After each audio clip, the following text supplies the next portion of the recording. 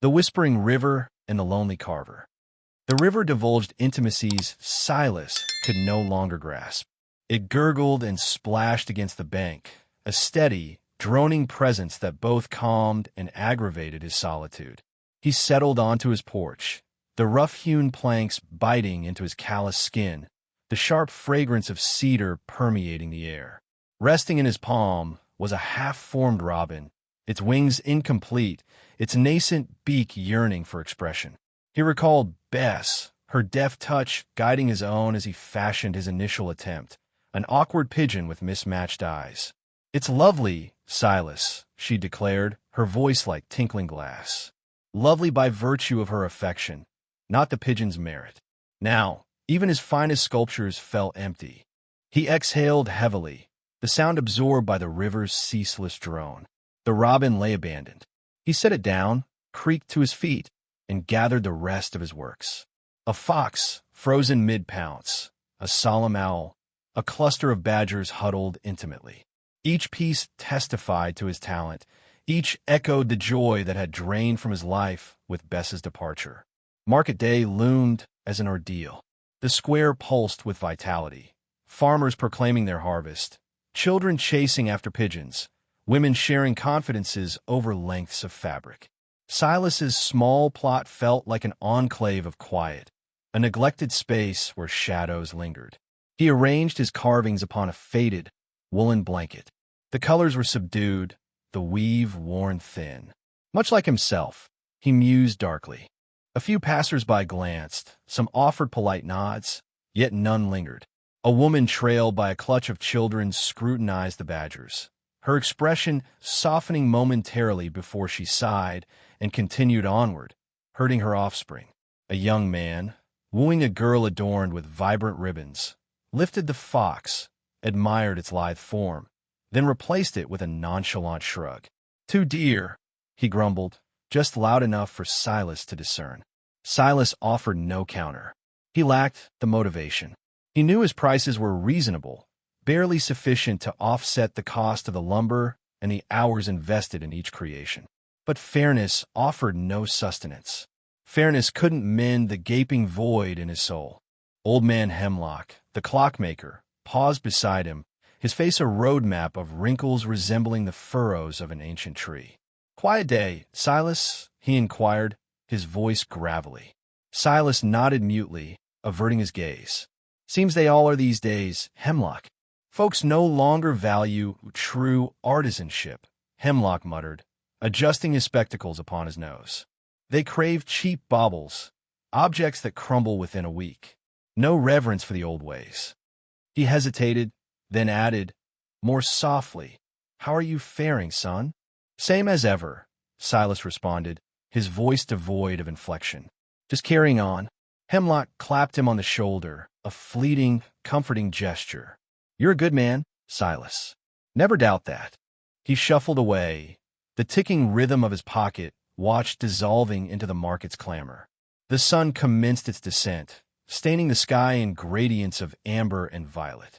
The market dwindled, vendors packing up their merchandise, the sounds of merriment and chatter steadily diminishing. Silas collected his unsold carvings, their weight a burden in his arms. He trudged homeward, the river his sole companion. The path was ingrained in his memory, each curve and turn deeply etched. He skirted the ancient oak where he'd etched their initials, S, B, plus B, H, hearts entwined. The bark had enveloped the carving, blurring the outlines, but he could still trace the shapes with his fingertips, sensing the echo of Bess's hand within his. His cottage was compact, a single chamber with a sleeping loft above. It was meticulously kept, a relic of Bess's care. He couldn't bear to witness its decay, even though it intensified his isolation. He kindled a solitary candle, its wavering light projecting elongated, restless shadows upon the walls. He consumed a paltry supper of bread and cheese, the silence punctuated only by the sputtering fire and the river's insistent drone. He sat by the window, gazing out at the water. The moon was a crescent in the sky, casting a silvery glaze upon the surface. The murmuring river seemed more insistent tonight, rife with secrets beyond his grasp. He pondered what Bess would convey if she could perceive him now, solitary and adrift.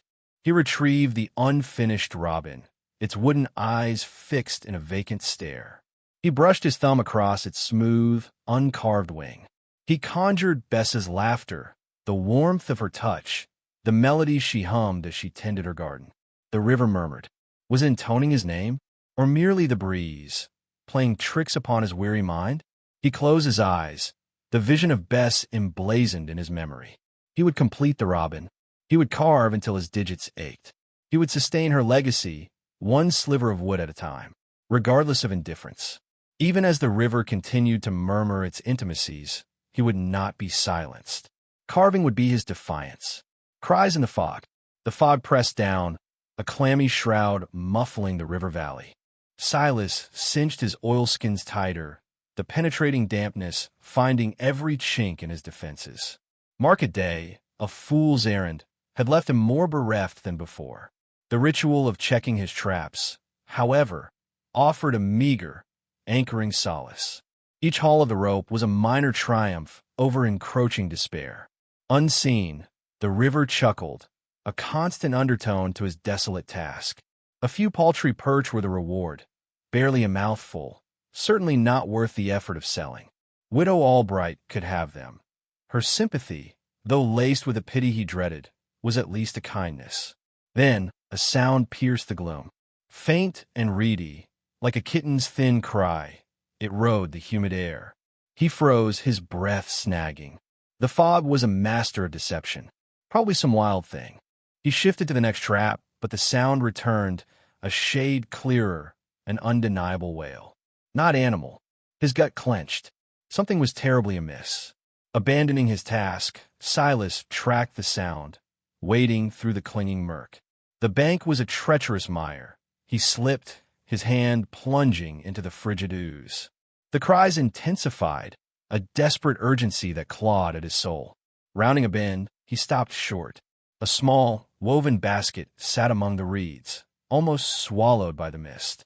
Within it, two miniature faces strained upwards, mouths agape in silent screams. Twins. He edged closer, boots sucking in the mud. Two tiny girls, faces crimson and blotched, limbs aflurry. A threadbare blanket was their only shield against the cold, their small forms trembling violently. He reached out a rough hand, fingers unsteady, and brushed a cheek. Ice cold. The crying intensified as he lifted the basket.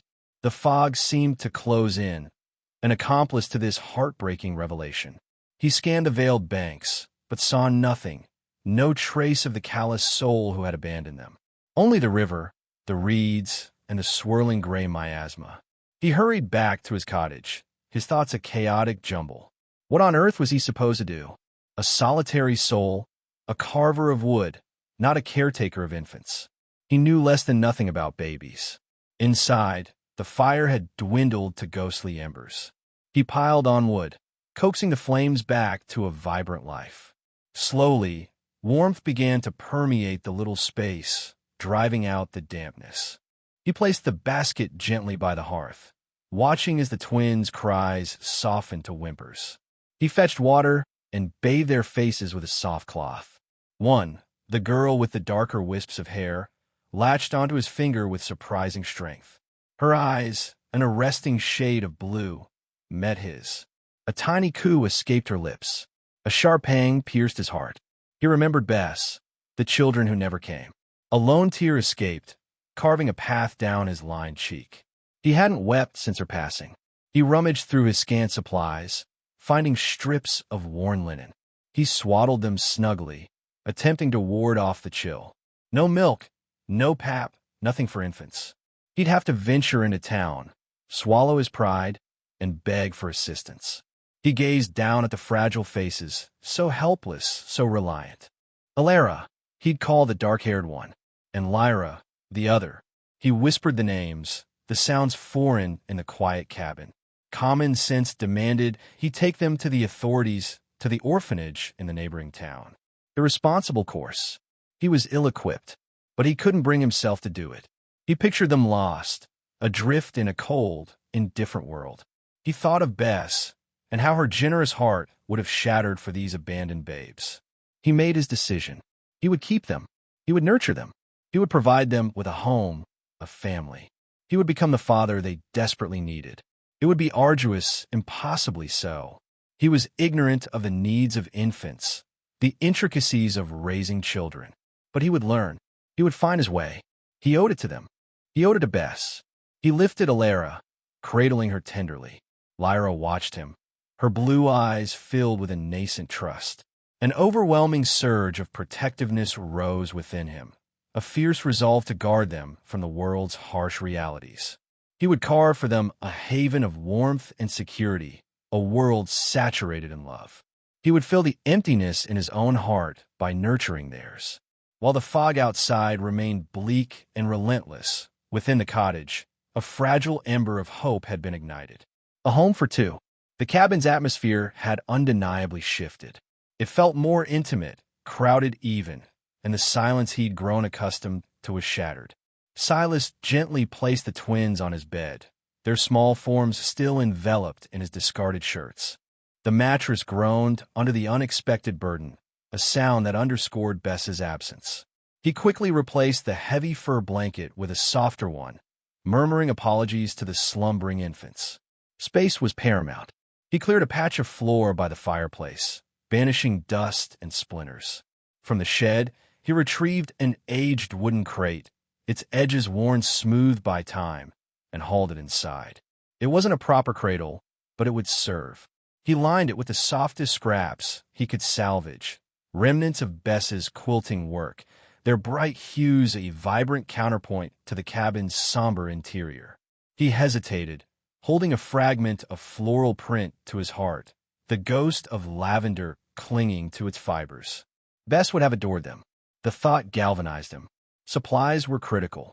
He snatched his worn leather pouch, counting the meager coins within. Hardly sufficient. Selling furs would have to be moved up. He shrugged into his thick coat, the quiet now feeling like a weight as he stepped back into the open air. He hitched Bessie, the old mule, to the rickety cart, each creak and groan of the wood a testament to its age. The journey to Oakhaven became a tunnel of worry and resolve. He conjured images of Bess's gentle touch, her imagined lullabies. He was a trapper, a solitary denizen of the woods. What did he know of raising babies? The general store assaulted his senses, the sharp tang of brine from the pickle barrels, the murmur of conversations, the clang of tools. Silas felt exposed, a fish out of water. He approached Mrs. Gable, her face a roadmap of time and business acumen. "Milk," he croaked, his voice rusty from disuse. "And things a baby needs." Mrs. Gable's eyes flickered with surprise, though her expression remained neutral.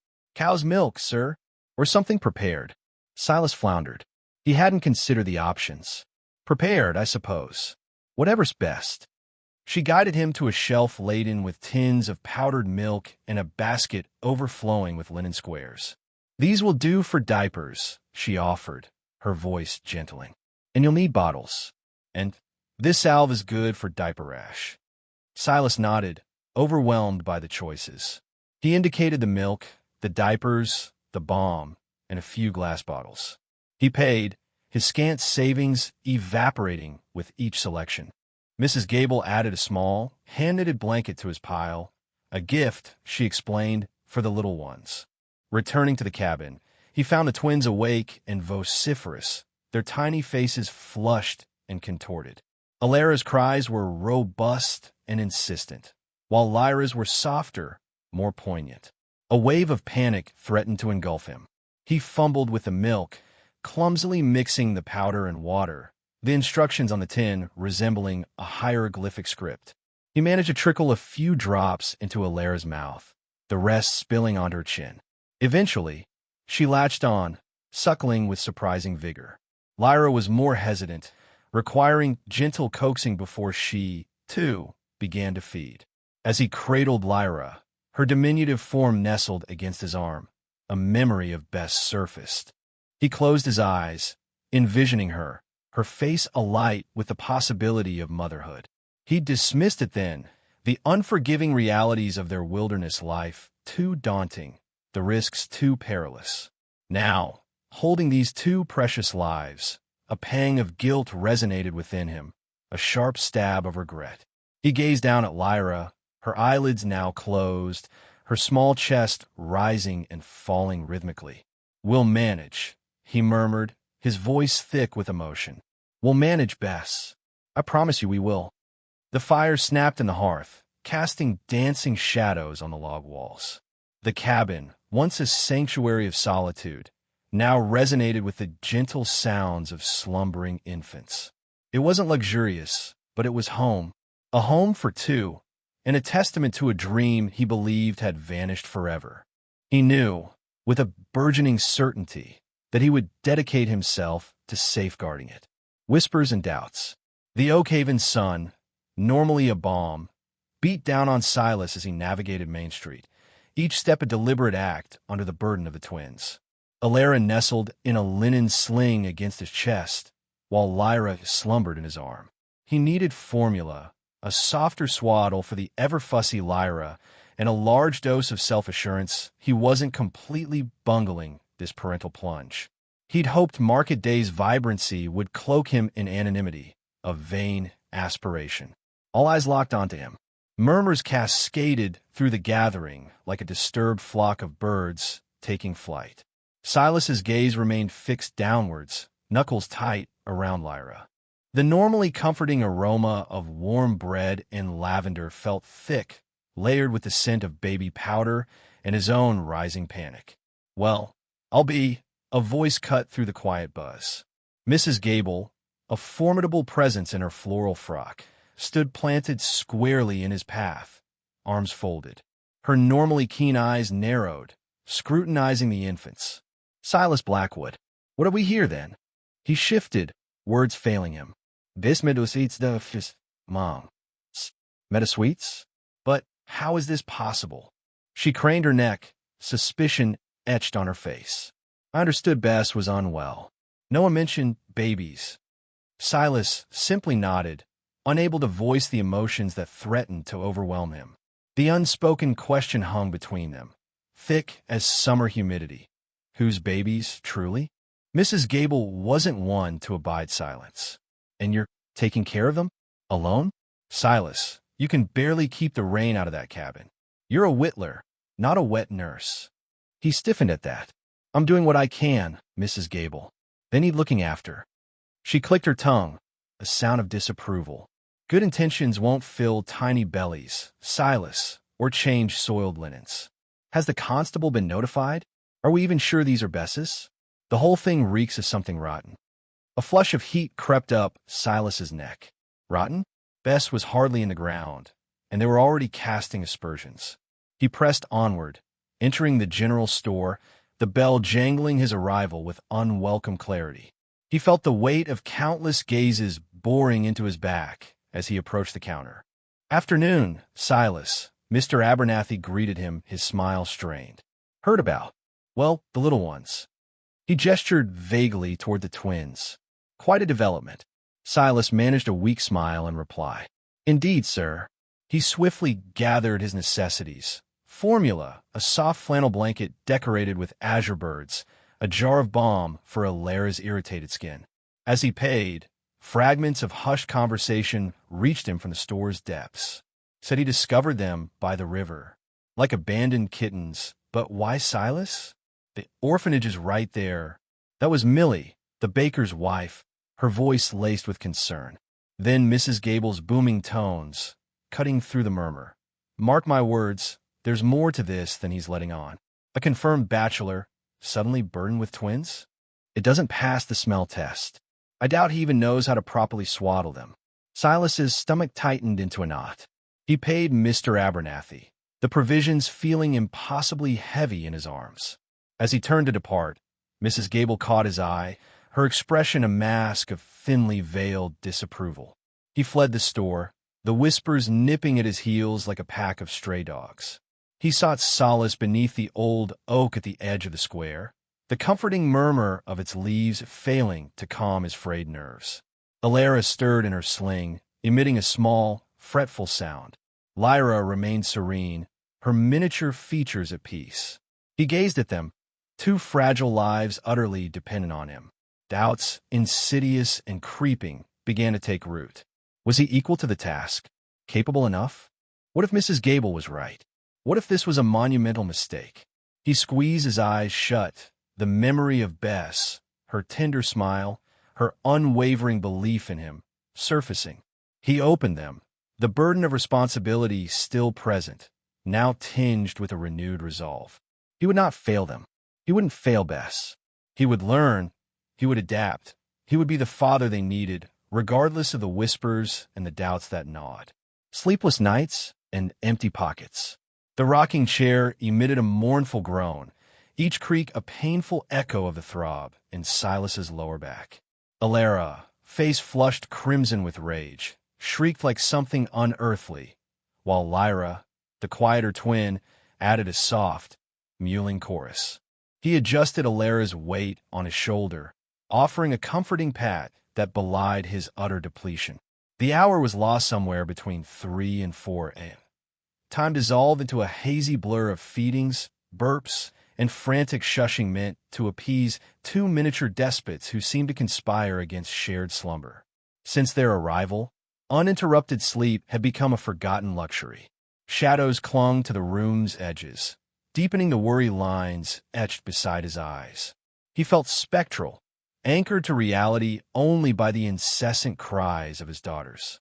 The milk was the correct temperature, their linens dry, and he'd even dredged up that old lullaby Bess used to sing. Futile. His gaze drifted to the small heap of which shavings gathered beneath his workbench, illuminated by the dim lamp. He hadn't touched his tools in what felt like an age. Each moment spent tending to the twins was a moment pilfered from his livelihood. But how could he even attempt to carve when his hands trembled with fatigue, the infant's clamor reverberating in his very bones? At long last, Alara gave a final, shuddering hiccup, her cries subsiding to gentle whimpers. Lyra, seemingly aware of the shift, also hushed, her tiny fists relaxing. Silas stilled, holding his breath, terrified of shattering the precarious silence. He eased Alara into her cradle, a makeshift haven fashioned from an old apple crate and soft blankets, followed by Lyra, his movements as deliberate as if defusing a bomb. He stood there, swaying on his feet, watching them slumber. Their faces, so exquisitely formed, were masks of tranquility. A wave of tenderness, so intense it threatened to buckle his knees, washed over him. He was their guardian, their sustainer now. But the question echoed. How? He shuffled toward the table, his joints protesting the movement.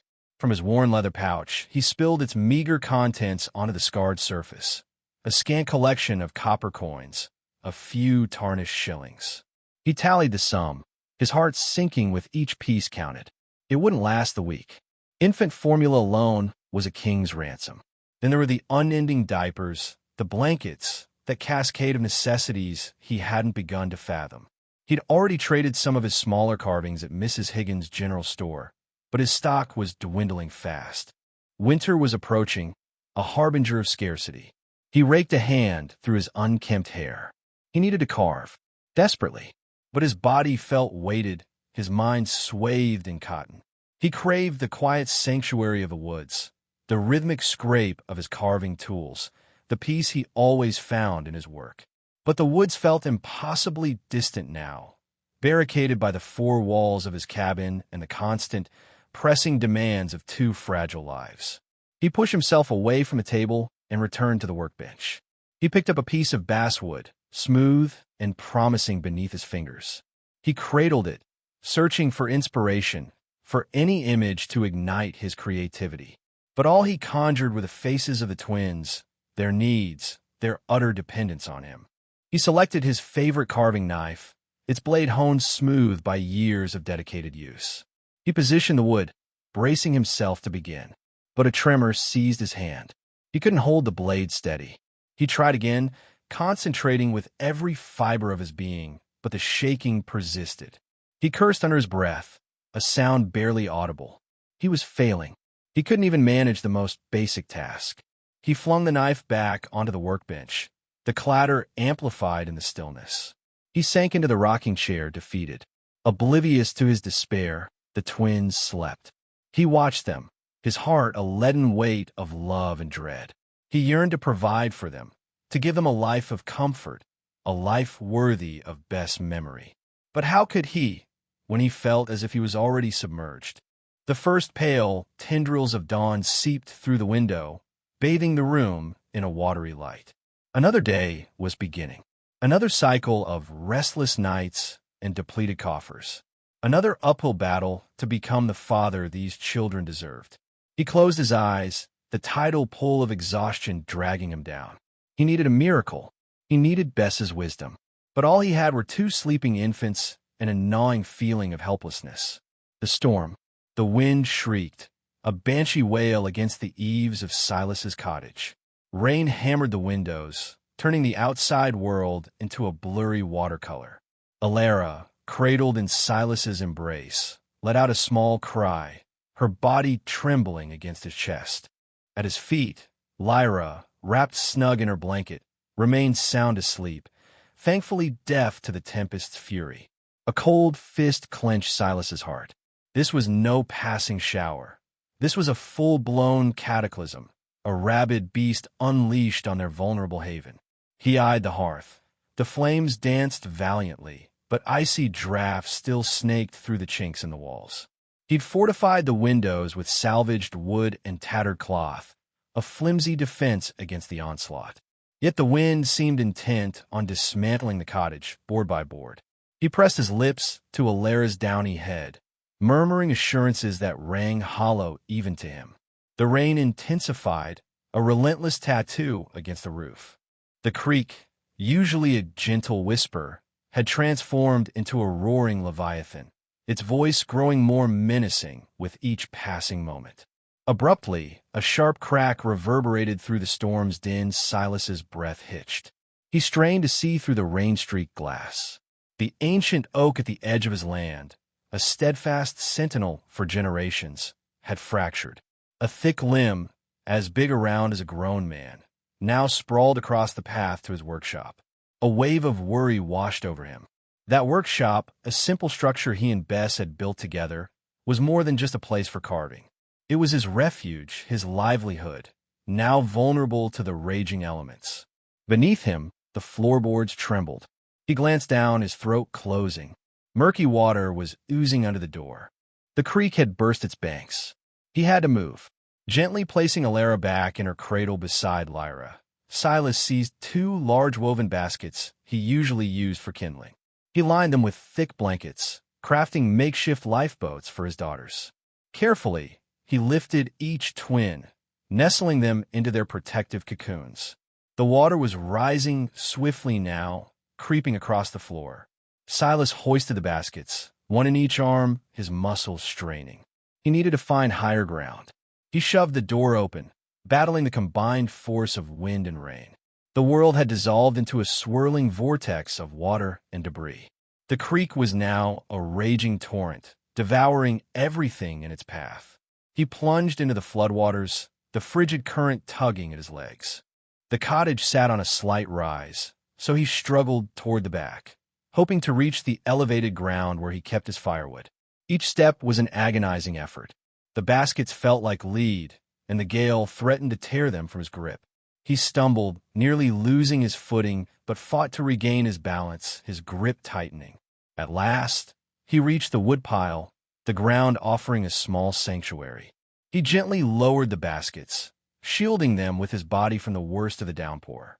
He looked back at the cottage. The water had climbed halfway up the walls, the windows reflecting a cold, empty darkness. His heart ached with a piercing grief. Everything he possessed, everything he and Bess had created, was being swallowed by the deluge. But he couldn't afford to linger on the loss. He had to safeguard his daughters. As dawn reluctantly broke, painting the sky with a bruised and watery light, a weak sun pierced the clouds, casting an unsettling glow on the devastation. The floodwaters had retreated, leaving a thick residue of mud and wreckage. Silas, drained and chilled to the bone, carried the twins back to the cottage. The interior was a scene of ruin. Furniture lay scattered, blankets were saturated, and a thick layer of mud coated every surface. Yet the cottage remained standing, scarred but unbroken. He ventured toward the workshop, his hope dwindling with each step. What he found there surpassed his worst fears. The oak branch had obliterated the small building, splintering its walls and collapsing its roof. His tools, his lumber, everything was gone, swept away by the rampaging water. He stood amidst the ruin, the twins secure in his arms, the weight of his losses threatening to crush him. He had lost his wife, his livelihood, and now, seemingly, everything else that mattered. But as he gazed down at his daughters, their innocent faces filled with unwavering trust, a flicker of defiance ignited within him. He would not succumb. He would persevere. For them. Fever and compassion. The post-flood chill, a persistent, bone-deep dampness, had invaded every corner of the cottage.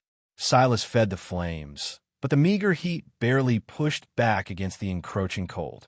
His gaze drifted to the twins, huddled together in their makeshift bed, a repurposed crate padded with the few blankets spared from the deluge. Alara's cough, a wet, bubbling sound, pierced the silence, sending a spike of icy dread through Silas. He touched her forehead. A furnace blazed beneath her skin. Beside her, Lyra whimpered, equally feverish.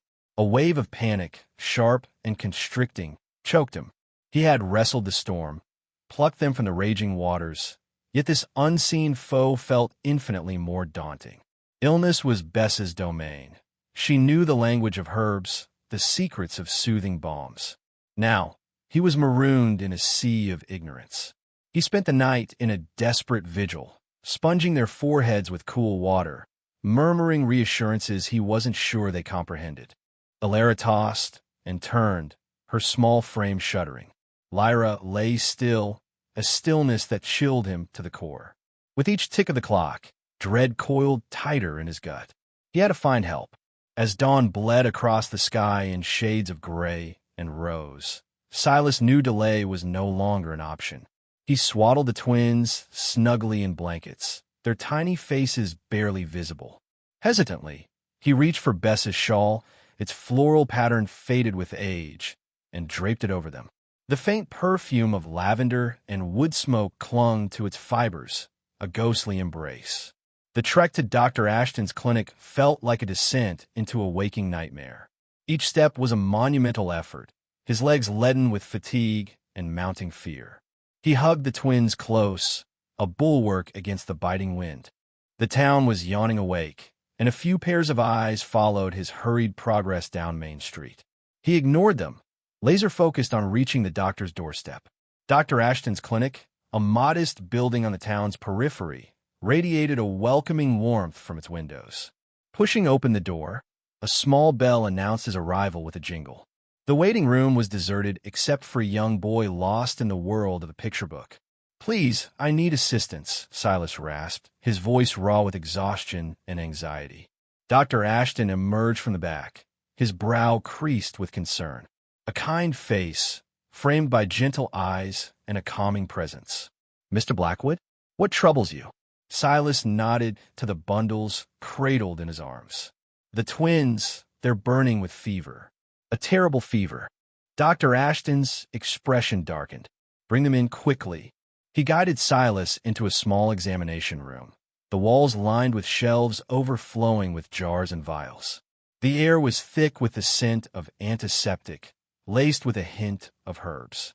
With surprisingly gentle hands, Dr. Ashton unwrapped the twins. He examined them with practiced care, his brow furrowed in concentration. He listened to their chests with a stethoscope, his movements economical and precise. Bronchial congestion, a severe case likely triggered by post-flood exposure, Dr. Ashton declared, his tone serious. "Their small lungs are having a hard time." He met Silas's gaze, his eyes reflecting compassion. "You brought them just in the nick of time." He carefully administered a small dose of medicine to each twin, his touch soothing and assured. "I'll prepare a powder to mix with water. Give them a spoonful every few hours. Maintain warmth and hydration, and monitor them closely." Silas absorbed every word, nodding. Thank you, Doctor. No gratitude is needed, Dr. Ashton responded softly. He paused, studying Silas's worn face. Caring for two infants alone after everything you've endured. You are a resilient man, Mr. Blackwood. He cleared his throat. The town, they're speaking about it. About you and the girls. Silas lowered his gaze, a flush of shame rising in his cheeks. Concerned, certainly, but also impressed, touched by your devotion. Dr. Ashton offered a warm, genuine smile. Don't concern yourself with the charges, Silas. Consider it contribution from the community. Silas looked up, surprised. I cannot accept that. Nonsense, Dr. Ashton insisted firmly. Your priority is nursing those little ones back to health. That's recompense enough. He clapped Silas on the shoulder. You're doing well, Silas. Remarkably well. As Silas made his way home, the burden on his shoulders seemed a fraction lighter. The dread hadn't dissipated completely, but it was leavened by a spark of hope and a nascent sense of belonging. He wasn't entirely alone in this. The town, it appeared, was watching. And perhaps, just perhaps, they were starting to care. A town united. The aroma of yeast and warmth wafted into Silas's cabin, a stark contrast to the damp chill that still clung to the earth outside. He opened the door to find Mr. Henderson, the baker, his face creased with concern. In his hands, he held a loaf of freshly baked bread, still steaming slightly. For you, Silas, he said, his voice gruff but kind. And the little ones. Need to keep your strength up. Silas, speechless as always, could only nod, his throat tight with emotion. He managed a mumbled, "Thank you," before taking the bread, its warmth radiating through his calloused fingers. He hadn't realized how little he'd eaten these past few days, his worry for Alara and Lyra eclipsing everything else. The simple act of kindness brought a fresh wave of grief, mingled with a burgeoning sense of hope, threatening to overwhelm him. Later that day, a gentle knock echoed through the small space. This time, it was Mrs. Willowbrook, the town's seamstress, her arms laden with bundles of soft wool and flannel. Heard the little darlings were poorly, she said, her voice softer than Silas had ever heard it. Made them some warm things. Nothing fancy, but they'll keep them snug. She laid out tiny woolen vests, soft flannel blankets, and knitted caps, each stitch imbued with care. Alara and Lyra, nestled in their cradle, stirred, their tiny hands reaching out as if sensing the warmth and comfort offered. Silas watched, mesmerized, as Mrs. Willowbrook adjusted a cap on Lyra's head, her touch surprisingly gentle. Dr. Ashton's words echoed in Silas's mind. People want to help, Silas. Let them. He was beginning to understand. He had always been a solitary figure, content in his own company, his hands his only companions. But now, with Bess gone and the twins in his care, he couldn't afford to be alone. He needed this community, and they, it seemed, needed him. The turning point came a few days later. Silas, exhausted but determined, was attempting to patch the gaping hole in his workshop roof when he saw her. Mrs. Gable, the self-appointed guardian of the town's moral compass, was marching towards him, her face set in a determined frown. He braced himself for criticism, for judgment. But instead, she surprised him. Silas, she said, her voice surprisingly steady. We need to talk. He led her inside the cabin, offering her the only chair. Alara gurgled happily from her cradle, while Lyra watched Mrs. Gable with wide, curious eyes. The town, Mrs. Gable began, clearing her throat.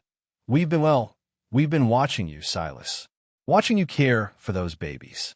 And we've seen a father. Silas remained silent, unsure how to respond. We're calling a town meeting, she continued, her gaze unwavering. We need to rebuild your workshop, and we need to make sure those girls have everything they need. Silas stared at her, dumbfounded. Mrs. Gable, the woman who had once seemed so cold and unyielding, was now offering him the town's collective support. The meeting was held in the town square, the air thick with anticipation. Silas stood at the edge of the crowd, Alara cradled in his arms, Lyra nestled in a sling against his chest. He felt a surge of anxiety, but also a sense of gratitude that warmed him from the inside out. Mrs. Gable stood on a makeshift platform, her voice surprisingly strong and clear. "We're here today because one of our own needs our help," she announced. Silas Blackwood has faced unimaginable loss, yet he has embraced his new role as a father with courage and devotion. We owe it to him and to those beautiful little girls to help them rebuild their lives. She outlined a plan: a work party to rebuild the workshop, a collection of supplies for the twins, a rotating schedule of childcare. The townspeople listened intently, their faces etched with determination.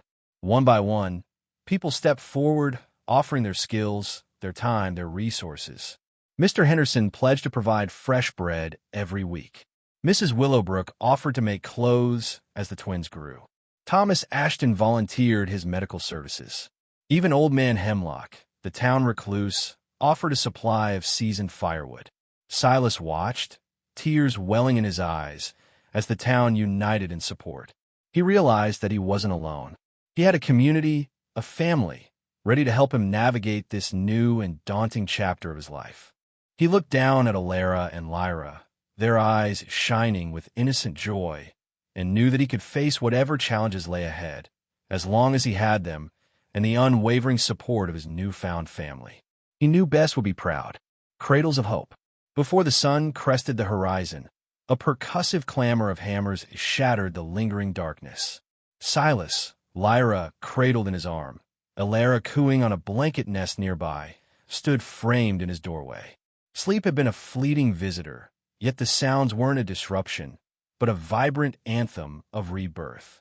Agnes Gable, sleeves hiked up, a smudge of sawdust adorning her cheek, orchestrated the effort with the authority of a seasoned construction boss. Volunteers raised timbers, others toted planks, even youngsters gathered stray nails. Silas could only watch, dumbstruck, as the skeletal frame of his workshop ascended from the ruins, more robust than its predecessor. Dr. Ashton clapped a hand on his shoulder. "Don't just stand there, Silas. Lend a hand. It'll do them good, and you even better."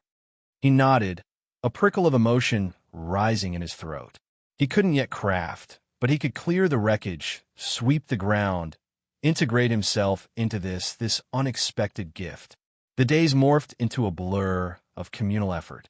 Silas, his hands raw once more, discovered a newfound ease in conversation, sharing anecdotes about Bess, her sharp wit and fondness for wildflowers.